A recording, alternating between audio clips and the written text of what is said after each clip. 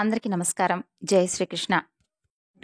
ఈరోజు ఫాల్గుణ మాసపు శనివారం. పరమ పవిత్రమైనటువంటి ఈ రోజున స్వామివారికి ఎంతో ప్రీతికరమైనటువంటి ఈ శనివారం నాడు కొన్ని కథలను తెలుసుకొని స్వామి అనుగ్రహాన్ని పొందుదాం. పూర్వం కానాల కృష్ణమార్యుడు మంగమాంబ దంపతులకు క్రీస్తు శకం 1731 సంవత్సరంలో చిత్తూరు జిల్లాలో నేడు ఆంధ్రప్రదేశ్ రాష్ట్రంలో ఉంది వాయల్పాడుకు సమీపంలో ఉన్నటువంటి తరిగొండ అనే ఒక గ్రామంలో వెంగమాంబ 5 మగపిల్లల తర్వాత 6వ సంతానంగా జన్మించింది. ఈమెకు తల్లిదండ్రులు పెట్టినటువంటి పేరు వెంగమ్మ. అయితే కాలక్రమంలో అది వెంగమాంబగా మారింది. ఈమెకు బాల్యం నుండే వెంకటేశ్వర స్వామిపై ఎంతో భక్తి ఏర్పడుతుంది. చిన్నతనంలోనే ఆమె ఆటలాడుకోకుండా ఎక్కువసేపు ధ్యానంలో గడుపుతూ ఉండేది. అయితే బాల్యంలో ఒకనాడు ఆమె ధ్యానంలో ఉండగా వెంకటేశ్వర స్వామి వారు కనిపించి, నేను నీ భర్తను అని చెప్పి చెబుతాడు. ఇక ఆమెకు ఆ విషయం చెప్పడంతో స్వామి తన భర్త అని చెప్పి ఆమె కూడా భావిస్తుంది. ఆటల్లో గడపవలసినటువంటి బాల్యం అంతా కూడా ఆయన సేవలోనే గడుపుతూ ఉండేది. ఇది పిచ్చిగా భావించినటువంటి ఆమె తల్లిదండ్రులు ఆ పిచ్చి పోగొట్టాలని చెప్పి ఆమెకు బాల్యంలోనే వెంకటాచలపతితో వివాహం చేస్తారు. ఆ రోజుల్లో బాల్య వివాహాలు జరపడం, ఆ పిల్లలు పెద్దవాళ్ళైన తర్వాత కాపురానికి పంపించడం సర్వసాధారణం. అయితే వెంకటాచలంతో వివాహమైన తర్వాత ఆమె వెంకటేశ్వర స్వామి వారిపై ధ్యానంతో సమయమంతా కూడా ఎప్పుడూ గడుపుతూ ఉండేది. వివాహమైన కొద్ది కాలానికే వెంగమాంబకు బాల్యంలోనే భర్త మరణిస్తాడు. ఆయన చనిపోయిన తర్వాత వెంగమాంబ పసుపు కుంకుమ తీయడానికి వ్యతిరేకిస్తుంది. ఆమెకు బలవంతంగా జుట్టును కత్తిరించగా యథాతథంగా జుట్టు రావడం జరుగుతుంది. ఆమె భర్త మరణించిన తర్వాత సుబ్రహ్మణ్యం శాస్త్రి దగ్గరకు ఈమెను తీసుకుని వెళ్ళి మంత్రోపాసన చేయిస్తాడు తండ్రి. ఇక నరసింహస్వామి వారి యొక్క మంత్రాన్ని 3 కోట్ల పర్యాయాలు జపించింది. అలా కొంతకాలం తర్వాత ఆ ఊరిలో లక్ష్మీ నరసింహస్వామి వారి యొక్క ఆలయం ఉంటుంది. స్వామివారి దర్శనం కోసమై ఆ ఊరికి ఒక పీఠాధిపతి వస్తాడు. ఆయనకు వెంగమాంబపై ఫిర్యాదు వెళ్తుంది. ఆ పీఠాధిపతి వెంగమాంబను పిలిపిస్తాడు.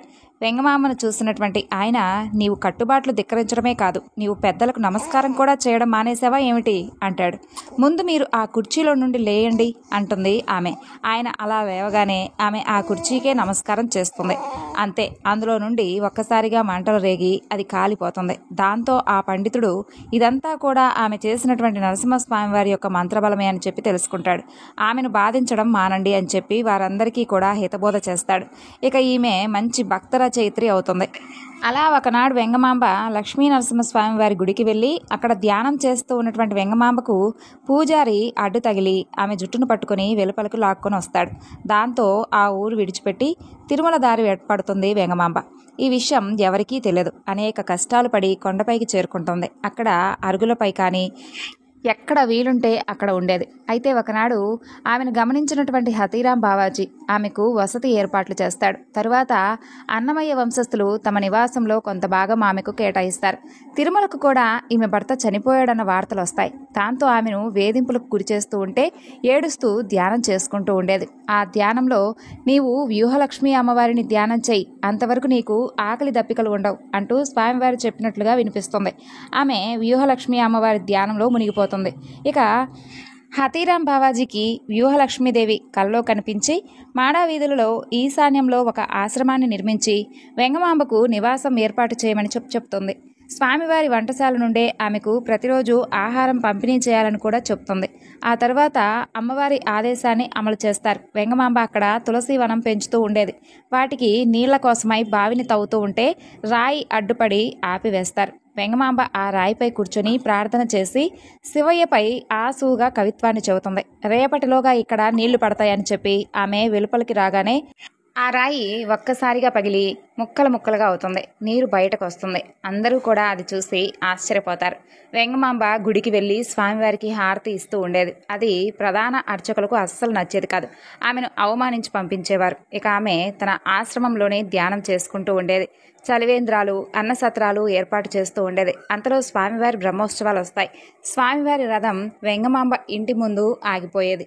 ఎంత ప్రయత్నించినా కూడా లాభం లేకుండా పోయేది. అప్పుడు గుడి నుండి ఆమెను గెంటినందుకే ఈ విధంగా జరిగిందని చెప్పి ఆమె చేత హారతి ఇప్పిస్తారు. అప్పుడు ఆ రథం ముందుకు కదులుతుంది. అది వెంకటేశ్వర స్వామి వారి యొక్క లీల. ఇక వెంగమాంబ ఒకనాడు తులసివనం మధ్యలో ఉన్నటువంటి ఒక తిన్నె అరుగుపై ఒంటి కాలిపై నిలబడి తిరుమలేశుని ఆలయ శిఖరం చూస్తూ ఆశువుగా వెంకటేశ్వర స్వామివారిని కృష్ణుడిగా భావిస్తూ కృష్ణమంజరి అనే స్తోత్రాన్ని గానం చేస్తుంది. ఇది చాలా జనాదరణ కూడా పొందుతుంది. అప్పటి నుండి ఏకాంత సేవలో ఆమె హారతి ఇవ్వడం మొదలవుతుంది. నేటికి స్వామికి ప్రతిరోజు కూడా చివరి సేవ వెంగమాంబ ముత్యాల హారతే. ఇలా హారతి తర్వాత భక్తులు ఆమె వద్ద చేరుకుంటూ ఉంటారు. ఆమె బోధనలు వింటూ తన్మయత్వంలో మునిగిపోతూ ఉంటారు. ఇది ప్రధాన పూజారికి అస్సలు నచ్చేది కాదు. అయితే ఒకనాడు ఆయన ఎంగిలాకులను ఆమె తులసి వనంలో వేస్తూ ఉండేవాడు. ఆమె ఓపికగా తోటంతా శుభ్రం చేసుకుంటూ ఉండేది. అలా కొంతకాలం గడిచిపోయింది. అయితే ఒకనాడు ప్రధాన అర్చకుల ఇంటికి బంధువులు వస్తారు. ఆ రోజు వెంగమాంబ తోట పక్కన అరుగుపై ధ్యానంలో ఉంటుంది. ఆ రోజు అర్చకులు వేసినటువంటి ఎంగిలాకులు తోటలోనే కాకుండా ఆమె మీద కూడా పడతాయి. ఇక ఆమెలో వెంకటేశ్వర స్వామి వారు ప్రవేశించి నీ వంశం నిర్వంశం అవుతుంది అంటూ శపిస్తాడు. అందరూ చూస్తూ ఉంటే ఆ ప్రధాన అర్చకులు ఆయన కుమారులు మరణిస్తారు. మనవడు కేకలు పెడుతూ ఉంటాడు. ఆయన భార్య ఏడుస్తూ అమ్మా, నా భర్త చేసిన తప్పుకు శిక్ష నా మనవడుకు వెయ్యొద్దు తల్లి, వీడిని కాపాడు తల్లి అంటూ ఆమె కాళ్లపై మనవడిని ఉంచుతుంది. అమ్మా, మీ వంశంలో ఎప్పుడూ కూడా ఒక పిల్లవాడు ఉంటాడని చెబుతుంది. అయినా తనకు తనలా శపించడం ఏమిటా అని బాధపడుతూ ఉంటుంది వెంగమాంబ. అప్పుడు స్వామివారు ఆ పని నేను చేయించాను, నీ శక్తి లోకానికి తెలియజేయాలని నేనే ఈ పని చేశానని చెబుతాడు. ఆమె కావ్యం గానం చేస్తూ రాస్తున్నప్పుడు స్వయాన స్వామివారే వచ్చి వినేవాడట. అలా ఒకనాడు ఆయన అలా వింటూ సుప్రభాత సమయం కూడా అయిపోతుంది. స్వామివారు లేచి వెళ్ళిపోబోతుంటే ఈ కొంచెం విను అంటూ స్వామివారి పీతాంబరం కొసపట్టుకొని లాగుతుంది వెంగమాంబ. అయినా స్వామివారు వెళ్ళిపోతారు. అంతే, ఆమె చేతిలోకి ఒక చిన్న ముక్క వస్తుంది. సుప్రభాతం తర్వాత పూజారులు స్వామి వస్త్రం చినిగిపోవడం చూసి ఆ విషయం వెంగమాంబకు చెబుతూ ఉండగా ఆమె ఆ దేవుడి గదిలో పెట్టెలో ఆ చిరిగినటువంటి ముక్క ఉంది, తీసుకొని రండి అని చెప్పి చూతుంది. స్వామివారు ఇక్కడ చింపి పడవేశాడని చూతుంది. వారు గుడిలోకి వెళ్ళి పరిశీలించగా సరిపోవడమే కాకుండా అంతా ఒకటిగా అవుతుంది. దాంతో ఆమె భక్తి అందరికీ తెలిసిపోతుంది. స్వామివారి దర్శనం కంటే వెంగమాంబను చూడటానికి ఎక్కువ ఇష్టపడుతూ ఉండేవారు. దాంతో ఆమెకు ధ్యానానికి రాయడానికి సమయం లేదని చెప్పి బాధపడుతూ ఉంటుంది. అప్పుడు ఎప్పటిలాగే ఆమె రాసే కథను వినడానికి వచ్చినటువంటి స్వామివారు అది గమనించి ఆమెను కళ్ళు మూసుకుని ఒక నిమిషం పాటు ఉండాలని చెప్పి చెబుతాడు. ఆమెను తుంబుర తీర్థం గుహ దగ్గరకు తీసుకుని వెళ్తాడు స్వామి. ఇక్కడే ధ్యానం చేసుకో, ఈ గుహలో నుండి ఆనంద నిలయంలోకి మార్గం ఉంది, నీవు పగలంతా ధ్యానం చేసుకో, రాత్రి వచ్చి హారతి ఇవ్వు అని చెబుతాడు. ఈ తీర్థంలో మునిగితే పుష్కరిణిలో తేలుతారని కూడా చెబుతాడు. కొంతకాలం చక్కగా జరుగుతుంది. అయితే ఒకనాడు ఒక కుష్ఠవ్యాధి పీడితుడు తుంబుర తీర్థం వచ్చి వెంగమాంబ చేతి స్పర్శతో మామూలు మనిషి అవుతాడు. ఆమె అక్కడ ఉన్నటువంటి విషయం ఎవరికీ చెప్పనని చెప్పి మాటిస్తాడు. ఆ తీర్థంలోకి దూకి స్వామివారి పుష్కరంలో చేరుకుంటాడు.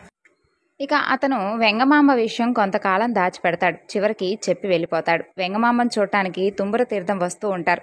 దీంతో వెంగమాంబ స్వామితో, స్వామి, నాకు ధ్యానం చేసుకోవడం కావాలి, కలియుగాంతం వరకు హారతి ఇచ్చే భాగ్యం కావాలి అని వేడుకుంటుంది. అప్పుడు వెంగమాంబను, నీ వంశస్థులు నాకు హారతి ఇస్తుంటారు, నీవు జీవ సమాధి అయి నన్ను ధ్యానించు, నీవు ఈ సమాధిలో నుండి వచ్చి నా హారతి ఇస్తూ ఉంటావని చెబుతాడు స్వామి. తన చెల్లెలు కుమార్తెను దత్తత తీసుకుంటుంది. వెంగమాంబ అష్టగంటకులు అనేటటువంటి 8 మంది లేఖలను నియమించి తన కావ్యాలకు పత్రులను రాయించి అడిగిన వారికి ఇస్తూ ఉండేది. దానివలన ఆమె ఘనత నలుమూలలా వ్యాపిస్తుంది. ఆ విధంగా 1818 అక్టోబర్ నెల 4వ తేదీన వెంగమాంబ జీవ సమాధి అవుతుంది. ఇక వెంగమాంబ పేరుతో వాళ్ళ వంశస్థులు ఇచ్చే హారతికి వెంగమాంబ ముత్యాల హారతి అనే పేరు ఏర్పడుతుంది. ఈ విధంగా వెంగమాంబ స్వామివారి అనుగ్రహాన్ని పొందింది. తిరుపతికి 30 మైళ్ళ దూరంలో ఉన్నటువంటి నారాయణపురం రాజధానిగా చేసుకుని సుధర్ముడు అనే ఒక రాజు పరిపాలన చేస్తూ ఉండేవాడు. శ్రీహరి శాపం వలన పిశాచంగా మారినటువంటి చోళరాజు స్వల్పకాలంలో శరీరం చాలించి సుధర్ముడికి ఆకాశరాజు అనేటటువంటి కుమారుడుగా జన్మిస్తాడు. ఇక ఆ రాజదంపతులు ఆకాశరాజును అల్లారుముద్దుగా పెంచుకుంటూ ఉంటారు. ఒకనాడు వేటకు వెళ్ళినటువంటి సుధర్ముడు అలసిపోయి కపిలతీర్థం దగ్గర విశ్రాంతి తీసుకోవాలని కూర్చొని ఉంటాడు. అదే సమయంలో అక్కడకు ఒక నాగకన్య స్నానం చేయడం కోసం వస్తుంది. ఆమెను చూసినటువంటి ఆ రాజు ఆమెను ఇష్టపడతాడు. వెంటనే గాంధర్వ వివాహం చేసుకుంటారు. అలా వారిరువురుకు జన్మించినవాడు తొండమానుడు. సుధర్ముడు ఆకాశరాజుకు రాజ్యాన్ని తొండమానుణ్ణి అప్పగించి కన్నుమూస్తాడు. ఇక ఆకాశరాజు ధర్మం తప్పకుండా చక్కగా పరిపాలన చేసుకుంటూ ప్రజలందరి మన్ననలను పొందుతూ ఉంటాడు. ఆకాశరాజు భార్య ధరణీదేవి ప్రజలను కన్నబిడ్డలుగా భావిస్తూ ఉండేది. కానీ ఆయనకు సంతానం లేదు. ఆ చింత వారిని ఎప్పుడూ కూడా బాధ పెడుతూ ఉండేది. ఒకనాడు వారు తమ కులగురు అయినటువంటి సుఖమహర్షిని ఆహ్వానిస్తారు. ఆయనకు పాద పూజ చేస్తారు. తరువాత వారి వేదనంతా కూడా తొలగించమంటూ ప్రార్థిస్తారు. రాజా, పుత్రకామేష్టి యాగం చేస్తే తప్పకుండా సంతానం కలుగుతుందని చెబుతారు కదా, మరి పుత్రకామేష్టి యాగం చేయమంటారా అని అడుగుతారు. అందుకు గురువైనటువంటి సుఖమహర్షి కూడా ఆమోదం తెలపడంతో మంచి ముహూర్తం ఖరారవుతుంది. బ్రాహ్మణులను రావించి కావలసినటువంటి ఏర్పాట్లు చేస్తారు. యాగశాల కోసం భూమిని బంగారు నాగలితో దున్నుతూ ఉండగా నాగలికి ఏదో తగిలినట్లుగా అనిపిస్తుంది వారికి. అది చూస్తే ఒక పెద్ద పెట్టె, అందులో ఒక పద్మంపై ఉన్నటువంటి ఒక పసిపాప వారికి కనిపిస్తుంది. ఆ వెంటనే ఆకాశంలో మెరుపు, అందులో నుండి ఆకాశవాణి ఇలా వినిపిస్తుంది. రాజా, నీ పూర్వజన్మ సుకృతం వలన ఈమె నీకు లభ్యమైంది. ఈమె వలన నీ వంశం తరించబోతుంది. ఈ మాట తథ్యం అని ఆకాశవాణి ద్వారా వారందరూ కూడా వింటారు. ఇక అక్కడ ఉన్న వారందరూ కూడా ఆ మాటలు విని ఎంతో సంతోషం వ్యక్తం చేస్తారు. ఆ తర్వాత ఆ యాగాన్ని రాజదంపతులు ఎంతో భక్తి శ్రద్ధలతో పూర్తి చేసి ఆ తరువాత సుఖమహర్షితో తిరిగి రాజమందిరానికి వెళ్ళిపోతారు. మహర్షి, ఈ బిడ్డకు మీరు నామకరణం చేయండి అని చెప్పి కోరుకుంటారు ఆ దంపతులు. రాజా, పద్మంలో మనకు కనిపించింది కాబట్టి పద్మావతి అని పేరు పెట్టండి అని చెబుతాడు సుఖమహర్షి. అలా వారు పద్మావతి అని పేరు పెడతారు. ఆ పాపను అల్లారు ముద్దుగా పెంచుకుంటూ ఉంటారు. కొద్ది కాలంలోనే వారికి వసుధాముడు అనేటటువంటి మరో కుమారుడు జన్మిస్తాడు. అలా ఇరువురు పిల్లలను అల్లారు ముద్దుగా చూసుకుంటూ ఉంటారు. ఇప్పుడు పద్మావతీదేవి యొక్క పూర్వజన్మ వృత్తాంతం గురించి తెలుసుకుందాం. పద్మాక్ష మహారాజుకు చాలా కాలం తరువాత వరలక్ష్మీదేవి యొక్క అనుగ్రహంతో మాసులుంగి అనేటటువంటి ఒక కుమార్తె జన్మిస్తుంది. ఆమె సకల విద్యా పారంగతురాలు. 16 సంవత్సరాలకే యుక్త వయస్కురాలవుతుంది. ఆమె శ్రీహరిని వివాహం చేసుకోవాలని చెప్పి శ్రీహరిని ఎప్పుడూ కూడా ఇష్టపడుతూ ఉండేది. కుమార్తె అభీష్టం తెలుసుకొని తండ్రి ఒకనాడు స్వయంవరం ఏర్పాటు చేస్తాడు. దేశ దేశాల రాకుమారులు అందరూ కూడా వస్తారు. కానీ పిలవకుండా రావణాసురుడు వచ్చి ఆమెను బలవంతం చేయబోగా అందుకు అడ్డుకున్నటువంటి ఆమె తండ్రిని వధిస్తాడు. ఇక మాసులుంగి మాయమై అరణ్యంలో వేదాలు చదువుతున్నటువంటి మునుల ముందుకు వస్తుంది. వేద పఠనం సమయంలో ఆవిడొచ్చింది కాబట్టి ఆమెకు వేదవతి అని నామకరణం చేస్తారు ఆ మునులు. ఇక ఆమె వారి అనుమతి పొంది తపస్సు చేయడానికై హిమాలయాలకు వెళ్తుంది. అలా విమానంలో గగనతలంలో వెళుతూ ఉంటే రావణుడికి తపస్సు చేసుకుంటూ ఉన్నటువంటి ఈ యొక్క మాసులుంగి కనిపించేసరికి ఆమెను తాకబోగా ఆమె ఈ విధంగా అంటుంది. ఓరి పాపాత్ముడా, నీ మూలంగా నేను అగ్నిలో ప్రవేశించబోతున్నాను. ఒక స్త్రీ వల్ల నీవు నీ వంశం సర్వనాశనం కాబోతుందని శపించి అగ్నిలోకి వెళ్ళిపోతుంది. ఇక రావణుడు సీతమ్మను అపహరించడానికి వచ్చినప్పుడు సీతకు బదులు వేదవతిని భిక్ష వేయడానికి పంపించి సీతను తన యొక్క భార్య స్వాహాదేవికి అప్పగిస్తాడు అగ్నిదేవుడు. రావణ సంహారం తర్వాత రాముడు సీతను అగ్ని ప్రవేశం చేయిస్తాడు. ఆ తర్వాత ఇరువురు సీతలతో వచ్చినటువంటి అగ్ని వేదవతి వృత్తాంతం చెప్పి ఆమెను వివాహం చేసుకోమని కోరుకుంటారు. అందుకు సీత కూడా ఇష్టపడుతుంది. కానీ అప్పుడు రాముడు, ఈ అవతారంలో నేను ఏకపత్ని వ్రతాన్ని చేస్తున్నా, కలియుగంలో నేను వెంకటేశ్వరుడిగా అవతరించబోతున్నాను. ఈ వేదవతి ఆకాశరాజు కుమార్తెగా పద్మావతిగా పెరుగుతుంది. అప్పుడు తప్పకుండా ఈమెను నేను వివాహం చేసుకుంటానని చెప్పి మాటిస్తాడు. ఇది పద్మావతీదేవి యొక్క పూర్వజన్మ వృత్తాంతం.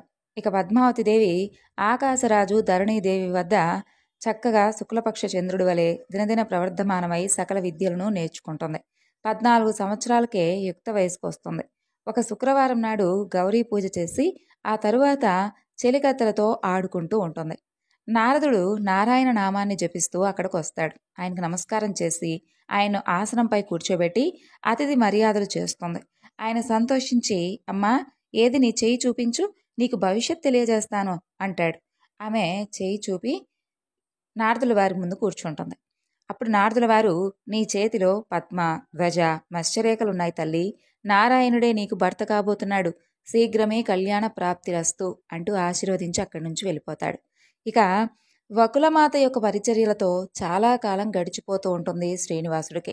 ఒకనాడు శ్రీనివాసుడు తల్లితో ఇలా అంటాడు, అమ్మా, నాకు వేటకు వెళ్ళాలనుంది, అనుమతి ఇస్తావా అని అడుగుతాడు. అప్పుడు వకులమాత, చూడు శ్రీనివాస, ఈ అడవిలో క్రూర మృగాలుంటాయి. నాకు చాలా భయంగా ఉంది. నీవు మరలా వచ్చే వరకు నేను నీ గురించే ఆలోచిస్తూ ఆందోళన పడవలసినటువంటి అవసరం ఉంటుంది కదా అంటుంది. అమ్మా, నా గురించి నీకు తెలుసు కదా, ఈ చిన్న కోరిక కూడా తీర్చలేవా అని అడుగుతాడు శ్రీనివాసుడు. అలాగే అంటూ తలూపుతుంది వకులమాత. ఇక శ్రీనివాసుడు తల్లి అనుమతిని తీసుకొని ధనుర్బాణాలతో వేటగాడి వస్త్రాలను ధరించి తల్లి ఆశీస్సులను తీసుకొని అరణ్యంలోకి బయలుదేరుతాడు. అలా శ్రీనివాసుడు అరణ్యంలోకి ప్రవేశిస్తూ ధనుష్టాంకారం చేస్తాడు. ఆ శబ్దం పిడుగులు పడినట్లుగా ఉంటుంది. దీంతో మృగాలు వాటి నివాసాలకు పరుగులు తీస్తూ ఉంటాయి. పదును కలిగినటువంటి బాణాలతో ఏనుగులను తరిమివేస్తాడు. అడవి పందులను, సింహాలను సంహారం చేస్తూ ఉంటాడు. అంతలో ఒక మదపుట ఏనుగు గీంకార ధ్వని వినిపిస్తుంది. ఆ ధ్వని వచ్చిన వైపుగా వెళ్ళి దానిని పరిగెడుతూ వెంబడిస్తాడు. అది కష్టం అనిపించి బ్రహ్మదేవుని తలచగా ఆయన ఒక శ్వేతాశ్వాన్ని పంపిస్తాడు. దానిని అధిరోహించి వెంబడిస్తాడు. అది చాలా దూరం తిప్పి శ్రీనివాసులకు తర్వాత కనిపించదు. ఇక అప్పటికే బాగా అలసిపోయినటువంటి స్వామివారు కాసేపు అలసట తీర్చుకోవాలని చెప్పి కాసేపు అలా ఆగుతాడు. ఇక సమీపంలో ఒక ఉద్యానవనం కనిపిస్తుంది. అందులోకి ప్రవేశిస్తాడు. అక్కడ ఉన్నటువంటి కోనేటిలో అశ్వానికి నీళ్లు తాగించి తాను కూడా తాగి విశ్రాంతి తీసుకునేందుకు ఒక మహాబోధి వృక్షం కింద విశ్రమిద్దామని చెప్పి వెళ్తూ ఉంటే మధురానుభూతిని కలిగించేటటువంటి గానం వినిపిస్తుంది స్వామివారికి.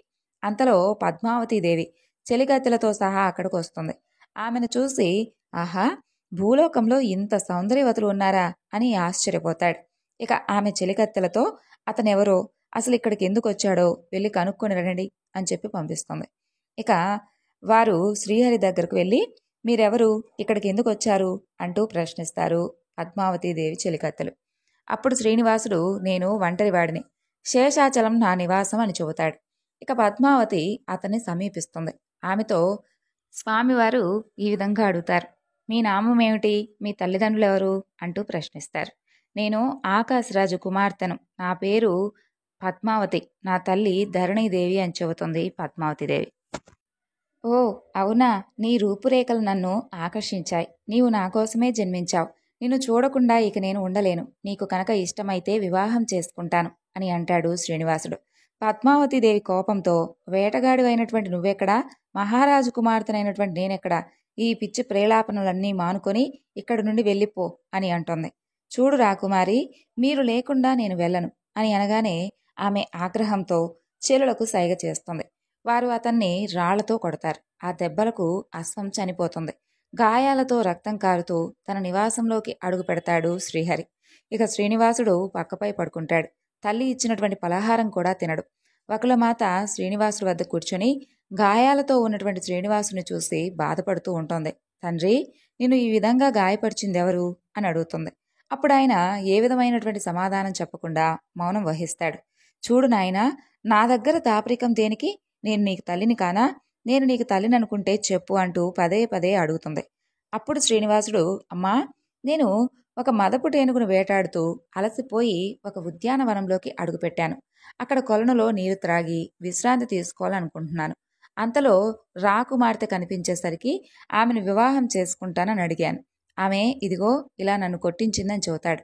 అప్పుడు శ్రీనివాసుడు మాటలన్నీ విన్నటువంటి వకులమాత, చూడు నాయనా, నువ్వెక్కడా, మహారాజు గారి అమ్మాయి ఎక్కడా, ప్రేమకు తారతమ్యం ఉన్నదా, దరిద్రులకు రాజుబిడ్డనిస్తారనుకుంటున్నావా, నా మాటను విని మనసును మార్చుకో అంటూ హితబోధ చేస్తుంది. అమ్మా, ఈ పద్మావతి మరెవరో కాదు. నేను రామావతారంలో ఉన్నప్పుడు సీతాపహరణ సమయంలో అగ్నిదేవుడు మోసం చేసి రావణుడితో సీతకు బదులుగా వేదవతిని పంపించాడు. రావణ సంహారం తర్వాత సీత అగ్ని ప్రవేశం చేసిన తర్వాత అగ్ని ఇద్దరు సీతలతో వచ్చి జరిగినటువంటి విషయం అంతా చెప్పాడు. అప్పుడు సీత వేదవతిని వివాహం చేసుకోమని అడిగింది. కలియుగంలో చేసుకునేందుకు అంగీకారాన్ని తెలిపాను. ఆ వేదవతియే ఈ పద్మావతి. ఆనాడు నేనిచ్చినటువంటి మాటను మరి నిలబెట్టుకోవాలి కదమ్మా అంటాడు శ్రీనివాసుడు. ఇక పద్మావతికి ఉద్యానవనం నుండి వచ్చినప్పటి నుండి ఆ శ్రీనివాసుడే జ్ఞాపకం వస్తూ ఉంటాడు. చెల్లులకు చెప్పడానికేమో బిడియం, తల్లికి చెబుదామంటే బికారి గురించి నీకెందుకు అంటుందేమోనని భయం, ఇక తండ్రికి చెబితే తన స్థాయి కాదంటాడేమోనని ఆలోచిస్తూ ఉంటుంది. అలా ఎవరికీ చెప్పకుండా నిద్రపోవడం లేదు, ఆహారం తీసుకోవడం లేదు, ఆటపాటలు లేవు. మనోవ్యాధితో మంచం పడుతుంది. జ్వరంతో శరీరం మండిపోతూ ఉంటుంది. నిద్రలో పిచ్చిగా కలవరిస్తూ ఉంటుంది. అలా కుమార్తె వ్యాధి రాజదంపతులకు అంతుపట్టనిదిగా మారిపోతుంది. రాజవైద్యులను, భూత వైద్యులను అందరినీ కూడా పిలిపించి మందులు ఇప్పిస్తారు, యంత్రాలు కట్టిస్తారు. అయినప్పటికీ కూడా పద్మావతిలో మార్పు రాదు. దేవాలయాలలో పూజలు, అభిషేకాలు, దాన ధర్మాలు చేస్తారు. అయినా మార్పు రాదు. మనోవ్యాధికి మందే లేదంటారు కదా, అలా రోజురోజుకు అనారోగ్యం ఎక్కువైపోతూ ఉంటుంది. శ్రీనివాసుడుకు పద్మావతిని చూసిన నాటి నుండి ఒకటే ఆలోచనలు. నిద్ర కూడా పట్టదు, ఆకలి వేయదు. వేటగాడి వేషంలో వెళ్ళి తప్పు చేశానా, నిజరూపంలో వెళ్ళి ఉంటే ఆమె నన్ను ఇష్టపడి ఉండవచ్చు కదా, ఇలా ఆలోచనలతో రాత్రంతా నిద్ర కూడా పట్టదు స్వామివారికి. ఆ తరువాత తెల్లవారుతుంది. కుమారుడు బాధపడుతుంది చూడలేక, నాయనా ఒకసారి ఆకాశరాజును కలిసొస్తాను, నా శక్తి వంచన లేకుండా కృషి చేస్తాను అంటూ ఆమె నారాయణపురానికి వెళ్తుంది. ఇక శ్రీనివాసుడు ఇలా ఆలోచిస్తూ ఉంటాడు. వకులమాతను చూసి కుమార్తెనివ్వడేమో అని భావించి ఎరుకల సానిగా మారి ఆకాశరాజు ఇంటి దగ్గర తిరుగుతూ ఉంటాడు. సోది చెప్పే ఎరుకల సానిని పిలిపిస్తుంది ధరణిదేవి. నీవు ఎరుక బాగా చెబితే నీకు మంచి బహుమతులు ఇస్తామని అంటుంది. ఇక ఎరుకల సాని రూపంలో ఉన్నటువంటి శ్రీనివాసుడు ఎదురుగా పద్మావతిని కూర్చునబెట్టి గద్దె పలకపై పసుపు కుంకుమ పెడతాడు. చాటలో ముత్యాలు పోయిస్తాడు. మూల దేవతలకు మొక్కులు మొక్కి మొదలు పెడతాడు. ఎరుకల సాని దేవి బొమ్మకు నమస్కారం చేస్తుంది. వినాయకుడికి, వీరభద్రుడికి, త్రిమూర్తులు, కంచి కామాక్షి, మధుర మీనాక్షి, త్రిమాతలను, అష్టదిక్పాలకులను పూజించి మీరందరూ కూడా మా పూజలు అందుకొని ఈమె మనసులో ఉన్నటువంటి కోరిక చెప్పండి అంటుంది ఎరుకల సాని రూపంలో ఉన్నటువంటి శ్రీనివాసుడు. ఇక బెత్తంకొన పద్మావతి చేతిలో ఉంచి, అందరు దేవతలు నన్ను ఆవహించారు. నీ మనసులో ఒక చింత ఉంది కదా, అది మంచిదా కాదా అని అడగబోతున్నావు. అది మంచిదే. అదృష్టం అంటే నీదేనే తల్లి. ఆ నల్లనయ్య పైన మనసు పారేసుకున్నావు కదూ, నీ చేతిలో కళ్యాణ రేఖ ప్రకాశిస్తుంది. ఆ వరుడు నీకు లభిస్తాడా లేదా అని దిగులు పడుతున్నావు కదూ, మీరు ఈ బుట్టలో చూడండి, ఆ వరుడెవరో నీకు కనిపిస్తాడంటుంది. ఇక పద్మావతి సిగ్గుతో తలదించుకుంటుంది. ముక్కోటి దేవతలు అడ్డుపడినా మీ వివాహం ఆగదు అని అనగానే పద్మావతి లేచి తన గదిలోకి వెళ్తుంది సిగ్గుతో. ధరణీదేవి ఆశ్చర్యంగా ఇదంతా నిజమేనా అని అంటుంది. పువ్వులో పుట్టినటువంటి ఆ పిల్లనే అడుగు అంటూ బహుమతులు తీసుకుని వెళ్ళిపోతుంది ఎరుకల సాని. ఆ విధంగా ఎరుకల సాని మాటలతో అప్పటి వరకు ఉన్నటువంటి విచారం అంతా కూడా మాయమైపోయి ఆమె ముఖంలో ఆనందం కలుగుతుంది. అది గమనించినటువంటి ధరణీదేవి ఆకాశరాజుకు విషయం తెలియజేస్తుంది. నాదా, అల్లారు ముద్దుగా పెంచుకున్నటువంటి పద్మావతీదేవిని అడవుల్లో నివసిస్తున్నటువంటి అతనికి ఇవ్వడానికి నా మనసు అంగీకరించడం లేదని అంటుంది.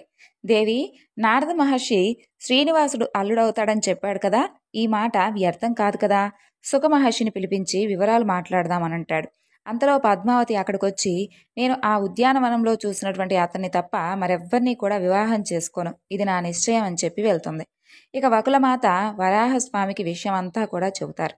ఆయన ఆశీస్సులు తీసుకొని నారాయణపురానికి బయలుదేరి వెళ్తోంది. తమ ఇంటికి వచ్చినటువంటి ఆ ఆశ్రమవాసిని రాజదంపతులు తగినటువంటి విధంగా సత్కరిస్తారు. అమ్మా, తమరెవరు, ఎక్కడి నుండి వచ్చారు, మా వలన కావలసినటువంటి సహాయం ఏమైనా ఉందా తెలియజేయండి అని అడుగుతారు. అప్పుడు వకులమాత, నేను శేషాచలం నుండి వచ్చాను. మా శ్రీనివాసుడు మీ అమ్మాయిని ఉద్యానవనంలో చూసి మనసు పడ్డాడు. అతను సాక్షాత్తు శ్రీహరే. నా కుమారుణ్ణి అల్లుడు చేసుకున్నారంటే మీకంటే అదృష్టవంతులు ఇక ఎవరూ కూడా ఉండరంటూ ముగిస్తుంది వకులమాత. మేము పెద్దల సమక్షంలో చర్చించాక నిర్ణయం తీసుకుంటాం, తప్పకుండా మీకు కబురు చేస్తామని చెబుతారు ఆ దంపతులు. ఇక ఆమె ఆ దంపతులను ఆశీర్వదించి తరువాత తిరిగి శేషాచలానికి బయలుదేరి వెళ్ళిపోతుంది. ఆ తరువాత వకులమాత వెళ్ళిన తర్వాత ఆకాశరాజు తన తమ్ముడైనటువంటి తొండమానును పిలిపించి, నీవు వెళ్ళి సుఖమహర్షిని తీసుకొనిరా, ఆయనతో పద్మావతి పెళ్లి విషయం మాట్లాడాలని చెబుతాడు. ఇక తొండమానుడు వెళ్ళి సుఖమహర్షిని వెంటబెట్టుకుని వస్తాడు. ఆ మహర్షిని సత్కరిస్తారు. తరువాత ఆకాశరాజు, మహర్షి, నారద మహర్షి శేషాచలంలో ఉన్నటువంటి శ్రీనివాసుడే పద్మావతికి తగినవాడని చెప్పాడు. ఉద్యానవనంలో అతన్ని చూసి అతన్నే వివాహం చేసుకుంటానంటుంది పద్మావతి. ఒక ఎరుకల సాని సోదెలో ఆయన శ్రీహరే అని చెప్పింది. కాబట్టి ఇంతకు ముందు ఒక ఆశ్రమవాసి వచ్చి శ్రీనివాసుడు తల్లట, ఆమె వచ్చి అతని మనోభీష్టం చెప్పింది. ఈ విషయంలో మేము ఏ నిర్ణయం తీసుకోవాలో మిమ్మల్ని సలహా అడుగుదామని చెప్పి పిలిపించాం. అందుకు తగినటువంటి సలహా ఇచ్చి మమ్మల్ని ఆనందింపచేయండి అని అడుగుతారు. అప్పుడు సుఖమహర్షి, రాజా, ఆ శ్రీనివాసుడు మరెవరో కాదు, సాక్షాత్తు శ్రీహరే. మీరు పూర్వజన్మలో చేసినటువంటి పుణ్యం వలన అతను నీకు అల్లుడు కాబోతున్నాడు. సందేహించకుండా వివాహం జరిపించని చెబుతాడు మహర్షి. ఆ పలుకులు విని అందరికీ ఆనందం వేస్తుంది. ఆకాశరాజు దేవగురువు బృహస్పతి ఇతర మహర్షులను పిలిపించి బృహస్పతితో మీరు లగ్నపత్రిక వ్రాయవలసింది అని కోరారు. శ్రీహరి వివాహ పత్రిక రాసేటటువంటి అవకాశం రావడం నా మహద్భాగ్యం అని చెప్పి, అతను అల్లుడు కావడం మీ పూర్వజన్మ సుకృతం, మీ వలన సర్వమానవ కోటి తరించగలరు అని అంటాడు. పంచాంగం చేతిలో తీసుకొని శ్రీనివాసుడు పద్మావతి నామ నక్షత్రాలు గణన చేసి వైశాఖ శుద్ధ దశమి శుక్రవారం మంచి ముహూర్తం నిర్ణయిస్తారు. అప్పుడు ఆకాశరాజు లగ్నపత్రికను కూడా బృహస్పతిని రాయమంటూ ఇక ఆయన్ను అభ్యర్థిస్తాడు. అప్పుడు ఆయన సమ్మతిస్తాడు.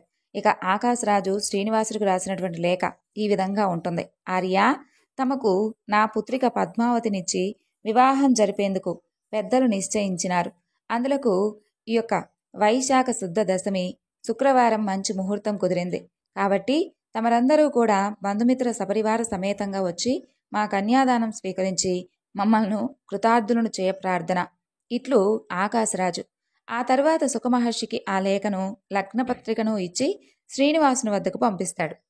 ఆ విధంగా సుఖమహర్షి ఆశ్రమం చేరగానే శ్రీనివాసుడు నమస్కారం చేస్తాడు. తర్వాత అతిథి మర్యాదలు చేస్తారు. తర్వాత ఆకాశరాజు పంపించినటువంటి లగ్నపత్రికను, ఆకాశరాజు పంపించినటువంటి ఉత్తరాన్ని సుఖమహర్షి శ్రీనివాసుడికి ఇస్తాడు.